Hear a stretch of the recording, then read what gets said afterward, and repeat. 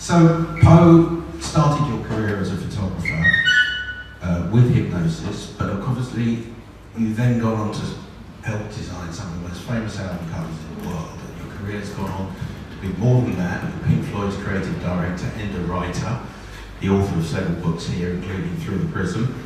And so welcome. We're going to hear some about some of your greatest hits tonight. Yeah, let's hope. I think the thing I'd like to start talking about is probably Dark Side of the Moon. And I think one of the things to understand is that in the 1970s, I have to say that albums sold in tens of millions. And that was a huge advantage to us because it meant that the record industry was awash with money and so were the artists. And that meant that when we came up with kind of rather esoteric ideas, things that were strange and surreal, the money was there to do, and nobody said no. The complete opposite of how it is today. So Dark Side of the Moon came about by accident, really. I went up to Abbey Road Studios with Storm and talked to the band. And, nobody had any ideas about what they wanted to do, and they knew they'd made a very special album. And Rick Wright, the keyboard player, said, the thing is, Storm, we don't really want any of your surrealist photographs anymore. We've done The Cow, but then, the Atom Heart Mother, he said, we want something more graphic, like Black Magic chocolate.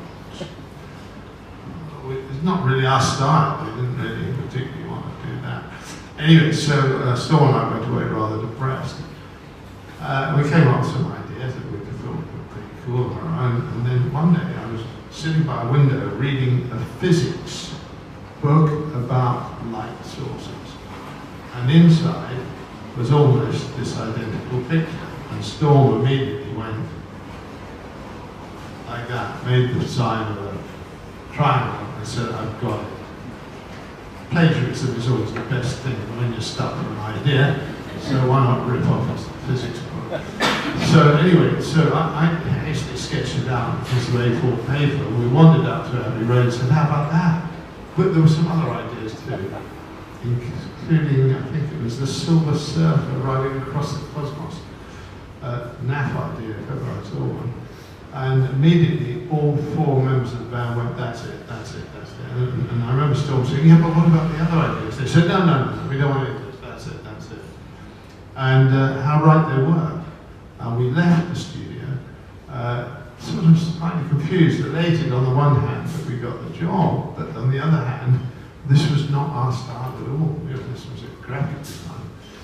And of course, the interesting thing is for me is that Dark Side of the Moon sold 65 million, and this has become an iconic symbol worldwide. It's hard to walk down the street and not see somebody wearing a T-shirt with it on.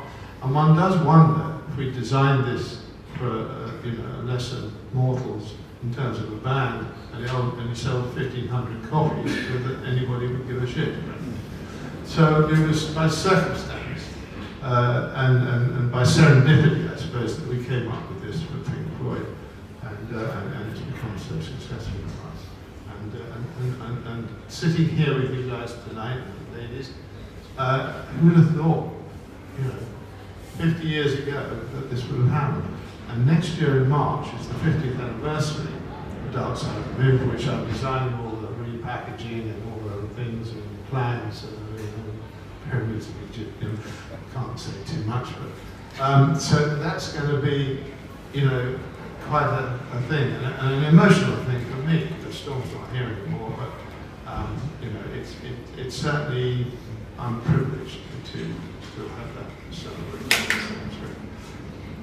And your relationship with Pink Floyd obviously goes way back over 50 years, because you grew up near Cambridge, you went to school near Cambridge, so you knew David Gilmour, Roger Waters, and of course Syd Barrett, who you later came to live with in London. Yeah, Syd I knew very well in Cambridge. He was a bit like another, so we were all brothers in arms. We were all a gang. We all hung out together.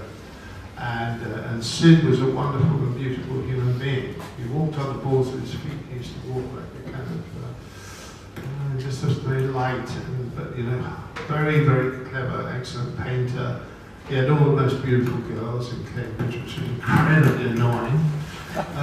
But the thing about Syd was that being a sensitive person and being the artist that he was, and he could turn his hand to anything. He was a very kind of Renaissance person. You know, if he wasn't painting, he was designing a sculpture. If he wasn't doing that, he was playing guitar and writing these extraordinary songs.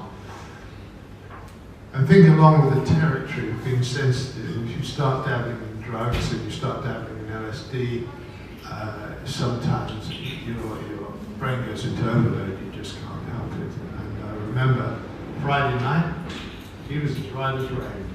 Monday night, he had black eyes, couldn't speak, couldn't play the guitar. It was shocking beyond. And I always use this story to discourage young people from experimenting too heavily with psychedelics. They can be very damaging. And after that, he was never the same. It was very difficult to relate to him. And I did a photo session with him, which is in the book, where he's doing yoga, trying to hold himself together. But the haunting look in his eye was unbelievable. It's one of the most beautiful portraits ever taken. But there it is. I mean, he's empty, devoid of energy, and struggling to keep himself together. During this photo session, which lasted about 15 minutes, he didn't utter a single word to me. Not one. And we've been like that. You know, so deeply emotional picture for me. You know. I think after the Floyd, though, probably hypnosis work is best known for the work that you did with Led Zeppelin. You had a very close relationship with Led Zeppelin, with their manager Peter Grant. Yes. On many of their covers. I think there's probably one coming up soon. Which is, so let's talk a little bit about that. That's it. Okay. Is a mysterious black object? Is a mysterious black object appearing behind my face? Yes. It's interesting because working with Led Zeppelin right from the start, when Jimmy Page first called the studio, I said to him, okay, so do you have a title for the album? Is there some lyrics to read? Is there some music to listen to? He said, no. He said, just turn up to the office with some ideas. Which is kind of a, free brief, which is great, but actually sometimes one wants sort of inkling of what's going on. And that was the start of it with House of the Holy. But the one I really appreciate more than anything is actually presence. Because I flew to Munich, where they were recording, and I went in a hotel suite there, and all I had was a maquette of that, which didn't look like that. And it was squared off, actually, and it was made out of black velvet. And I put it in the middle of the room, nothing else. Jimmy came in first. They were recording late at night in Disneyland. Jimmy came in first, and he said, well, so what have you got? I said, that. And he looked at it, and he said, I get it, that's it. The power of Led Zeppelin. I said, yeah. And I showed him a couple of ideas also about from National Geographic, where we put a few of these into it. And he said, that's it, that. Everybody needs that. That's the power. Everybody needs that, like Led Zeppelin. Robert came in an hour later. That's it. It was one of those magical moments, a bit like Dark Side of the Moon, the old band, yes. And you walk out of there going, oh, no, easy. And talk about taking a risk, putting a black object in the middle of the table in the room in a hotel. It's not exactly a full presentation. But anyway, they all got it immediately. And that to me, this is one of the best pieces of constructive art that we did, and it's sculptural too. And it was a joy to do. And again, I say in the film, I take my hat off to Led Zeppelin, because one of the things about Jimmy particularly, he was open to everything. So he was not a person who wanted to be seen as this rock and roll star. I mean, if you watch Led Zeppelin films, Soul Remains the Same, they were amazing. I mean, stunning, staggering, powerful. But the least thing he wanted was this image of a twin guitar and him prancing around the stage and goose stepping, sweating profusely. Not at all. He wanted art. and he got it. And I, you know, for the biggest and heaviest rock band at the time, to accept something which is so esoteric as that, man, that was, so far as I was concerned, that was really cool. And our relationship went on to this day. I saw Jimmy the other day, you know, we're like fathers in arms, and Rob I speak to Rob. You know. So and it's wonderful from the book, with all the people in this book that I talk about. There's Peter Gabriel, or there's something like Noel Gallagher, or we're all, I'm really close to them still, and after 50 years, that's really amazing. Wasn't always easy with Led Zeppelin, was it? No, because of course, Led Zeppelin dealt with you and not with Storm Ferguson. No. There's something quite specific about that. So rude. Yeah, this was classic Storm. So when they did Physical Graffiti, which I just sort of flashed up on that, we were in the running for that. So I said to Storm, we have to get this. And so we went up to their offices in Oxford Street, and just before we walked in the doors, it was typical Storm. He said, take this one as well, put it on the one. So I walked in, I laid all the ideas around the wall, and in those days it wasn't like you do it now. It was just sketches on pieces of white card, you know, very simple stuff, amateur, art school stuff. And anyway, so there happened to be this photograph that I saw for the first time of a tennis racket lying on a piece of grass. So Jimmy walks down the line, Robert walks down the line, and going down, and Jimmy said, what's that? And Storm said, it's a racket. And Jimmy said, are you inferring that Led Zeppelin make a racket? And he said, you got it, Jimbo. We were ashamed to do it, kicked out, didn't get the job. They came back for more later on, so. He's still complaining about it. They're still complaining about it. When I saw him the other day, he said,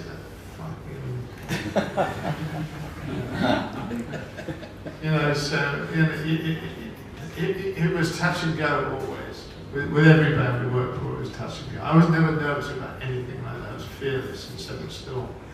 But you know, Storm would be very difficult slipping something under my arm. I had no idea what it was. So as soon as we shut the door, I said to Storm, what the hell did you do that for? But there was no control over that. I loved it.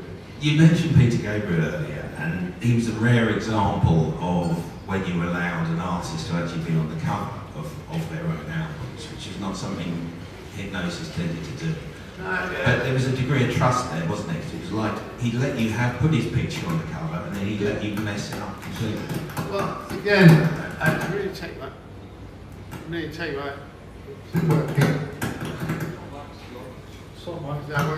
Is that me? Oh, here we go. Well, put the plug back in, that's good. So, Peter Gabriel, he had a really good relationship with Storm because there was difficulties each other. And Peter would often pop down the studio just for a banter, and 3 hours later, he and Storm would still be arguing about everything and anything, nothing to do with album covers. But that was good because we got to the point of the art.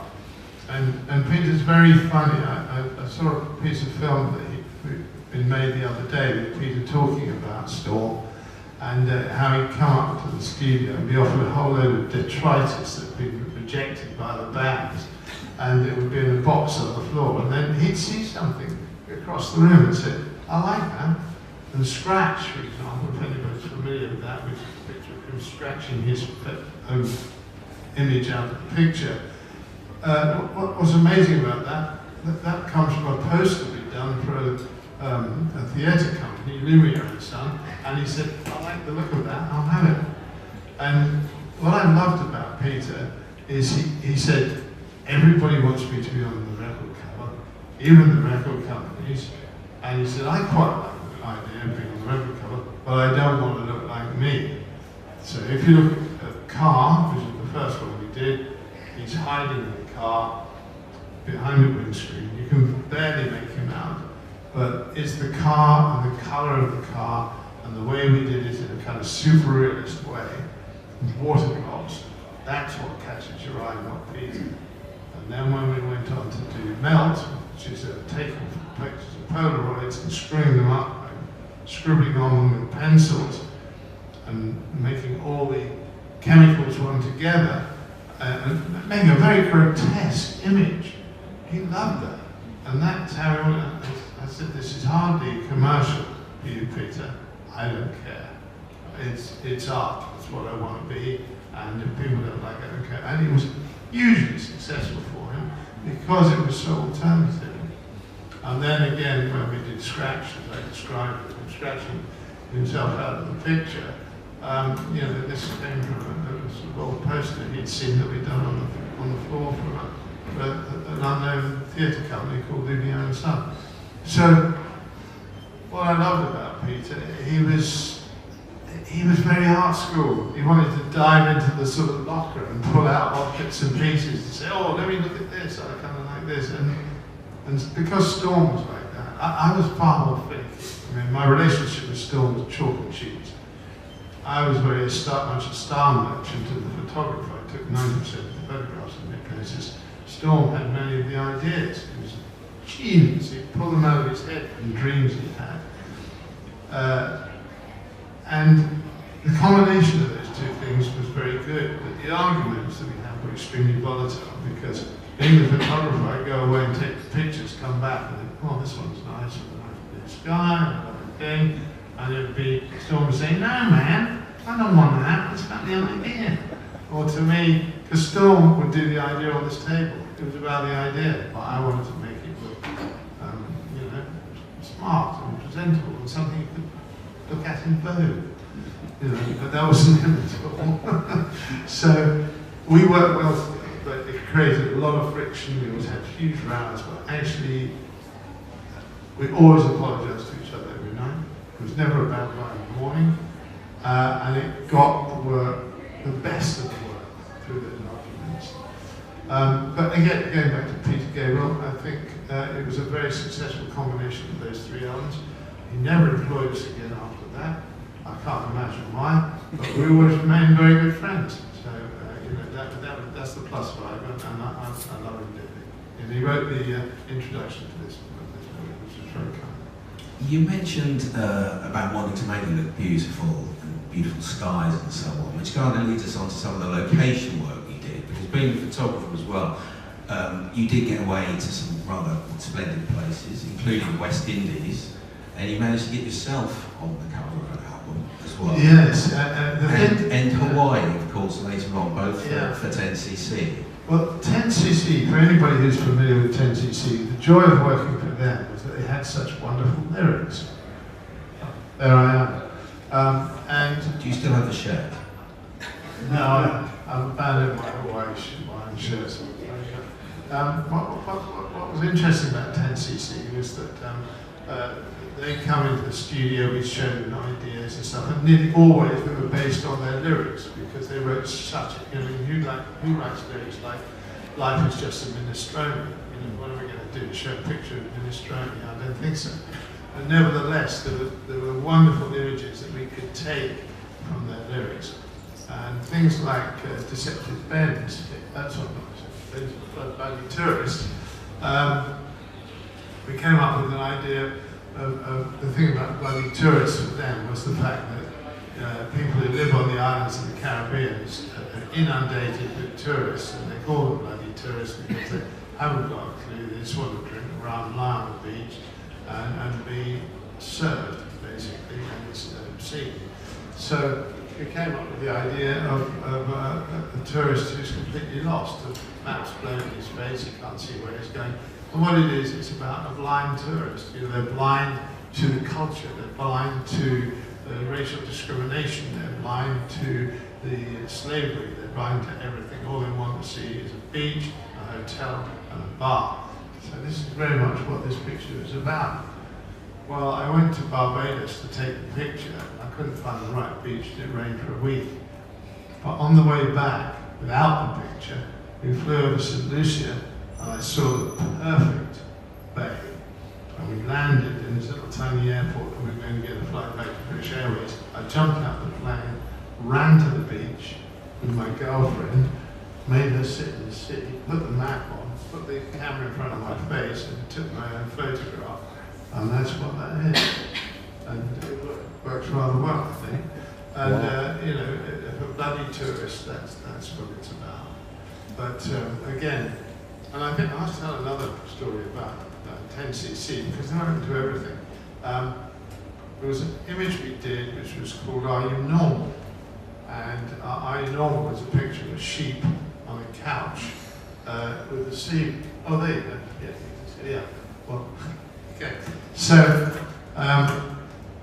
obviously there's references to the deep psyche with the sea and the psychiatrist's couch and sort of Sigmund Freud atmosphere, and also sheep being people who gravitate towards certain things unnecessarily.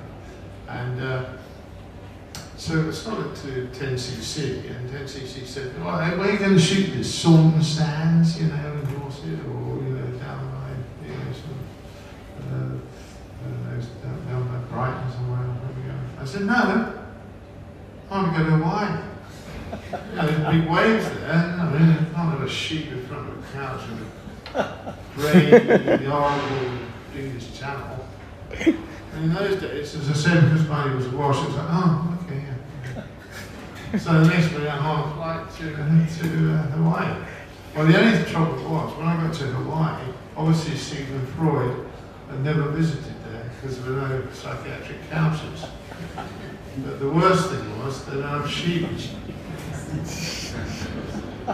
So I thought, okay, anyway, so I got a locations guy hunting around. We found one sheep.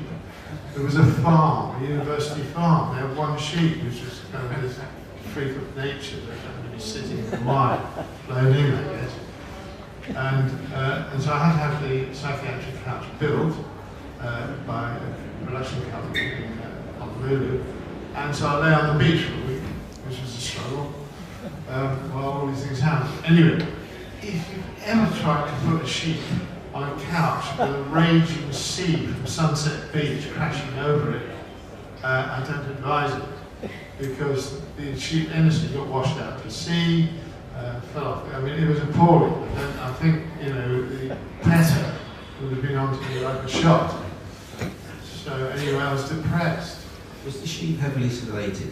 It was. What happened was, I said to the farm, the university farm, I said, this isn't working for me. And he said, well, give it a shot of bunny. These, you couldn't do this now. Anyway, so next thing I knew, there was the vet down there on the beach the next day, and the waves were a little less aggressive. It was a beautiful sunny day. Anyway, I wanted it looked fantastic. And unfortunately, we haven't got the big blow up of it, but it's the most beautiful photographs, one of the nicest photographs I've ever taken. And anyway, and the sheep was kind of all dozy. You know. But if you actually get a close-up of it, he's looking at me like, I hate you. I really hate you. Anyway, but I got the shot, and that was fantastic, and that was the most important thing. But I got back to England to discover the storm that persuaded the band to use big lettering saying, Are You Normal? So I got all the way to the wine, and it finished up the size of a postage stamp. So I wasn't very happy about that. Anyway, they let me have it full size with the American cover, and we did big posters of it and everything like that. But it's one of my favourite pictures, and it's a pity when I see it like that. But you know, this was classic arguments being installed. Yeah. All right, you can have the American cover and I'm the new cover. Anyway, so you know, just to give you a sort of idea of how crazy things were and how Hypnosis were fortunate enough to say this will work only in Hawaii, and people would say, well, you have to go there, and you better take Concorde. Because this became a big issue. First time I took Concorde was with Led Zeppelin, and I think Paul McCartney heard about it a week later. He said, well, you better take Concorde. And then it became a thing. It was like, there we go. That's terrible. Yeah. We're doing a thing, you better take Concorde. I was like, going back to Paul thinking, great, man. You know, it really was a mad time, that's for sure. Well, you mentioned Paul McCartney, and we can't talk about Hypnosis without talking about this. It'd be fair to say he didn't always let you have your own way then, did he? No, he didn't. I remember, got a phone call for him. We'd done Band on the Run, if anybody's familiar with that. And he was delighted about that. And the next thing was, I got a call from the manager saying, can you fly to LA? Paul wants to do a picture. So Storm and I got on a plane, went to LA, and stayed in the Beverly Hills Hotel. You know, pillows are softer than anything I've experienced before. And the swimming pool was, wow. And the bar was open to us. So anyway, I went to see Paul at Wally Hyder's studio where he was recording. Very nice vibe, everyone was cool, everything like that. So we go in, listen to the music and everything, and then he said, listen, I want to talk to you about the idea I want to do. So he said, I've got this idea about two balls, one orange and one red, Venus and Mars on a beige table, like a pool hall table. And Storm looked at him and said, I don't like it. So I thought, oh, here we go. And he's a Beatle. And working for a Beatle was like, yeah, you know, what are you doing still? You know?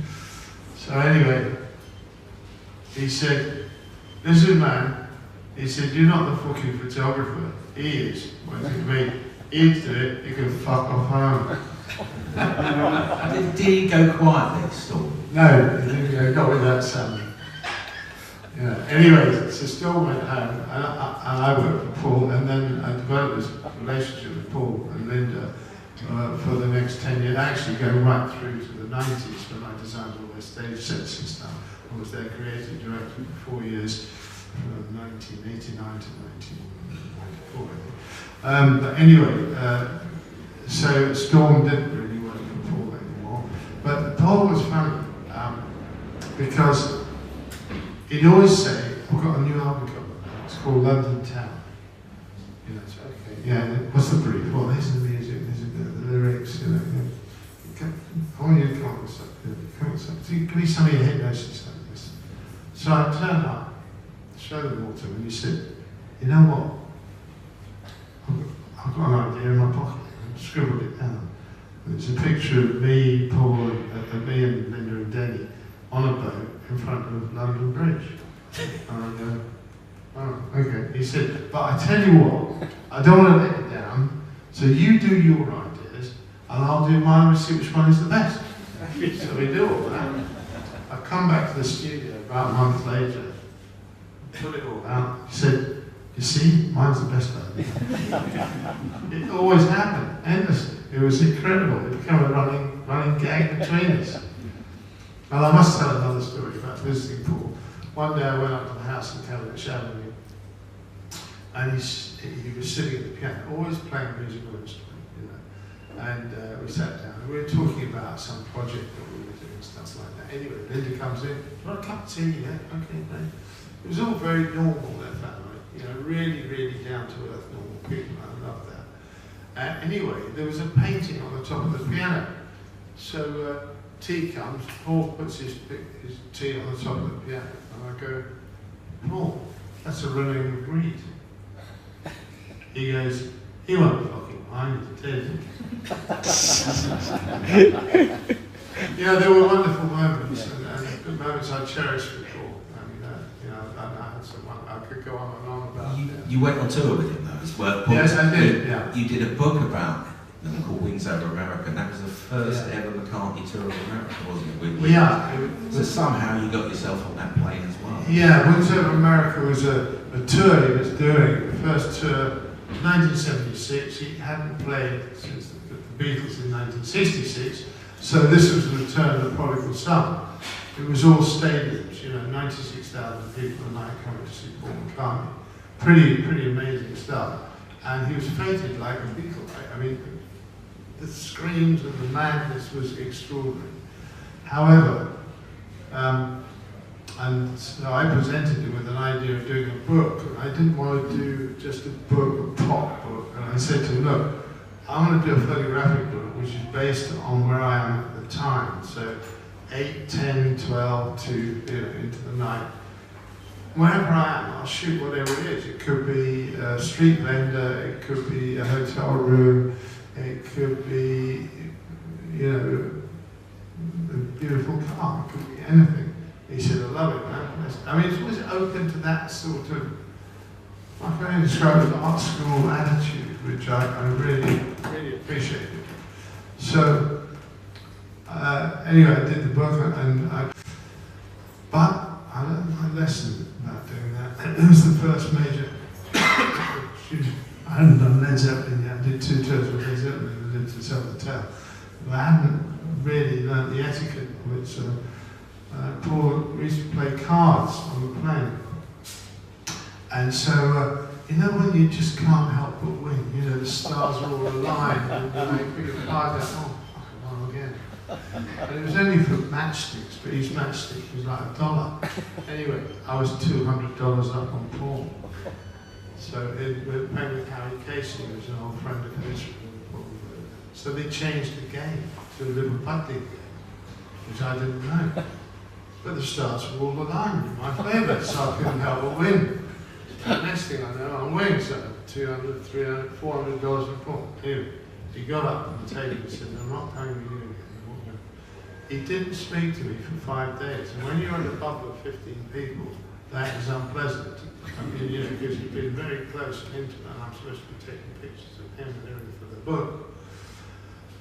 So I went to the manager, Brian Roddy, and I said, you know, this is uncomfortable for me. We're in such a small environment, and I can't stand the fact of getting the cold shoulder just because I wanted cards.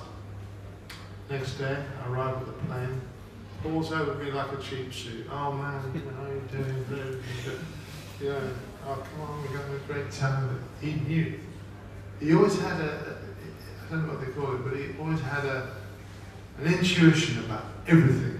Many times I sat opposite him and thought, he knows what I'm thinking. And I'm not the only person who experienced that, but I guess if you wrote yesterday, you know what the rest of the world is thinking. Very, very intuitive man. Anyway, so after that, everything was fine and we went back to normal. I learned my lesson. Never play cards with the artist. Never have since. How are we doing for time? It's, yeah, Good. we're about 5 minutes. Shall we keep it going? Are we late? Or should we keep going? Or we're going to go to... Oh, yes. Is this interesting? I'm looking for a sign. Wow. Yes. We'll keep going. I'll tell you what I can ask you. How do you deal with difficult artists? You were a photographer. Yeah. I know there's a couple of stories when getting bands to loosen up a little bit in front of the camera. Yeah, that was always difficult, but you know, the thing is I've never had fear, you know, about doing anything. And I think the first band I ever photographed was the Pretty Things, who were, you know, the early rock and roll band who were parallel with the Stones for a while. And I remember I was very inexperienced, and I had a very crappy, you know, an old Nikon, an old Pentax camera. And we went up to Hyde Park. I said, this will be great. I'll photograph you by a water trough, because those days they had them for horses, and I'll stand at one end, and your reflection is in there. It looked great. Like, the next thing I knew, they'd thrown a stone, and I was soaking wet, you know. And it's like, you know, I was a novice, and you know, things can really put you off. So I got very hard very quickly at dealing with that. And I remember Led Zeppelin, they played Nebworth, and they weren't talking to each other. And they hadn't seen each other for about a year or two. And things were bad vibes, and John Bonham was not in good shape. He was a very heavy drinker and heroin taker. And they all arrived in this field. I said, I want to take a picture of the field. So anyway, we started the session. This is probably very on PC, so anybody's offended can block your ears. A car arrives just about 100 feet away, and and they're standing miles apart. I can't get them to move next to each other. Anyway, this girl gets out of the car, starts taking all her clothes on to a song, and she's completely naked. And of course, they're all like, "What? What's going on? What's happening?" I said, "Nothing to do with me. I have no idea." Of course, I've rigged it all up, and suddenly, come over here, you know, so suddenly the girl's over there, you know, performing for them and stuff like that. And of course, they're very respectful. But laughing and joking. I got these amazing photographs of them all together. Rod Park pulls his trousers down, and, you know, suddenly they were a band again. It was amazing.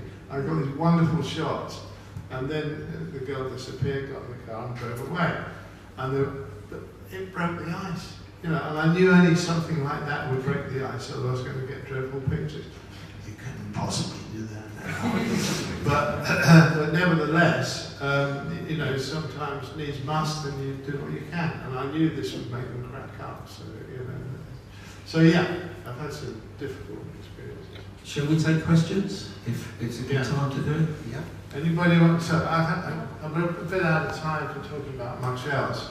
I could go on all day and all night. So I'll do a couple. Yeah. Anybody got questions? Yeah. Do you think that the album cover will ever come back with the intensity that it had in the 60s and 70s? And also, I look upon album covers, for me personally, as a masterpiece. Do you think in years to come they will be as important as The Frightening Temeraire by Turner, and, you know, looked upon as... Okay, there's two schools of thought about this. Yeah. One is it's packaging, commercial packaging. Two is that it's disposable. You know, when you go down to your local you know, car boot sale, how many times you've seen a cardboard box or, you know, the Jethro Tull album for sale for £2? Those are mine. Yeah, there you go. You know, so the cover is diminished, you know. The other thing is that it's real proper fine art. Exactly. And to me, when I designed, for anybody who went, oh Christ, that's that. It's David Gilmour coming and saying, what are you saying? Stop now, bro, stop. I thought it was Mark. It's a funny thing, because he actually phoned me this afternoon, and he said, I hear you're doing a tour. I said, how do you know that? He said, I have my spies. I have my spies. David Gilmour's cut you off, bro. So, which is pretty weird. David? Anyway, where was I? Yeah. Yes, the answer is a fine art. And what I realised when we did the V&A, which was 17,000 square feet, mostly of my pictures and stuff like that, and installed pictures, was that the first time that a museum, a major museum, had accepted us as up there with the greats. So the answer is that I think in years to come, the original artworks, and I'm talking about the original artworks, of which I have 120 of them, will be recognised as pieces of work that were done with sincerity and for the right reasons, because they weren't done for commercial reasons. And hopefully that will come to fruition. And it is now. I have suddenly, I can't get an exhibition in England to save my life. I know that sounds strange, but I can't. San Francisco, we're huge. I've got 3 exhibitions this year in Germany. I've got 6,000 square feet retrospective in Holland at the Groningen Museum in January. I've got an exhibition in Paris, another exhibition in Germany later in the year. On the continent, hypnosis is enormous, huge. But in England, it doesn't mean a light. I've tried to have exhibitions here, but you know, I get the thumbs down. So anyway, yes, I think probably in years to come, it will be recognised as a fine art form, and I certainly hope so. Thank you. Anybody else? Somebody else want to ask a question? Yeah, sorry. Do have an accent. I'm from Brazil. Will the new single Pink Floyd be released on vinyl? Don't ask me to comment about this. All right, no comment. I appreciate they've done it for Ukraine, and hats off to them, and I agree with you. But All right. We'll talk about this after. yeah, I would say nothing further. Can you say anything about Animals 2018? Animals Yes. 2018 Yes. remix. Yes, that's coming out shortly. In fact, I've been working on it today. It's very interesting because we're releasing a Blu-ray of that.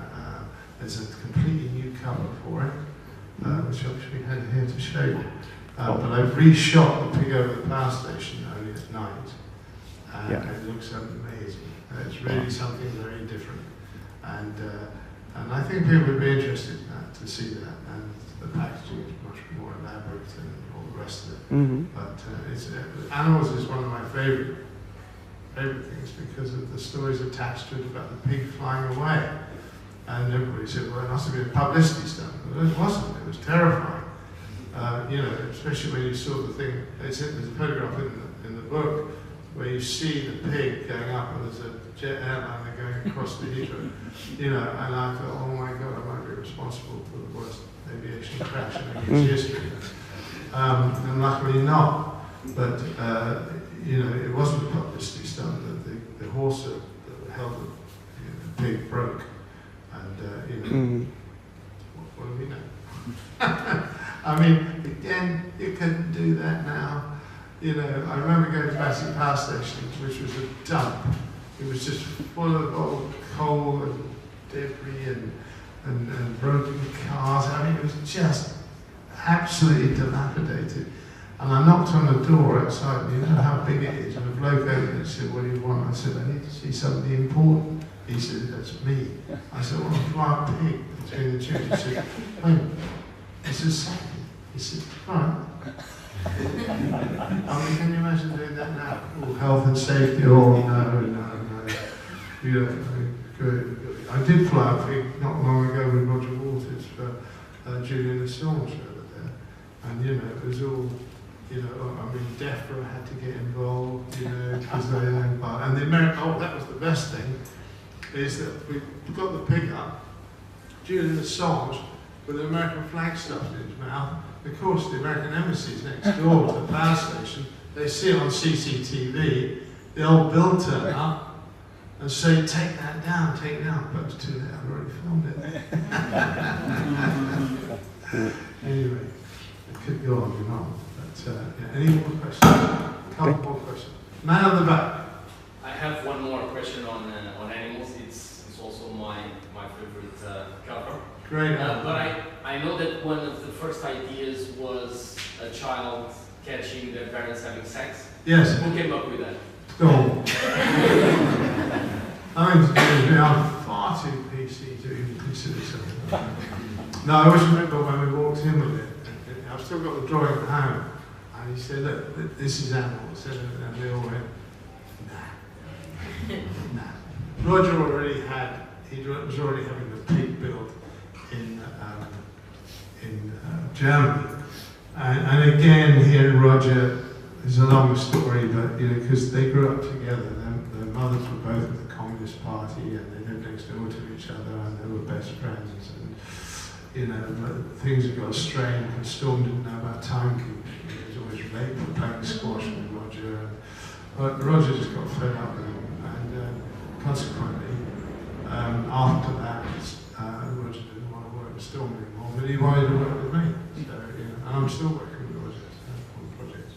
But, you know, Animals was quite familiar. In fact, when the pigs flew away, I was arrested. And they were going to charge me with being in charge of an unidentified flying object. So I thought it was really interesting. And thank God I got this phone call from a farmer down in Kent who said, is it you who's looking for a pig? And I said, yes. He said, well, hurry up, because it's in a field frightening my cows. It was a wonderful story, really. And we shot it again the next day. But yeah, it's one of my favourite pictures too. It was fun to do. I mean, yeah, they've all been fun. I've been very privileged to have such an interesting life to be able to. But, anyway, it's all in the book. There's salacious stories, I'm afraid. Well, a few, but not. No. Nothing about travelling on a starship with a Zeppelin. No, you say I'll keep those ones. Yeah, I'll keep those ones. Splendid, thank you very much. My pleasure.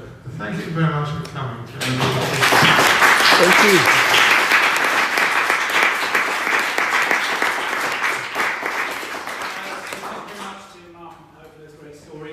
Bar is now open for the next half hour. Bookshop till 8. Get a book, get it signed, have a chat with Poe. Thank you all for coming. Yeah, really appreciate it. Thank you. Thank you.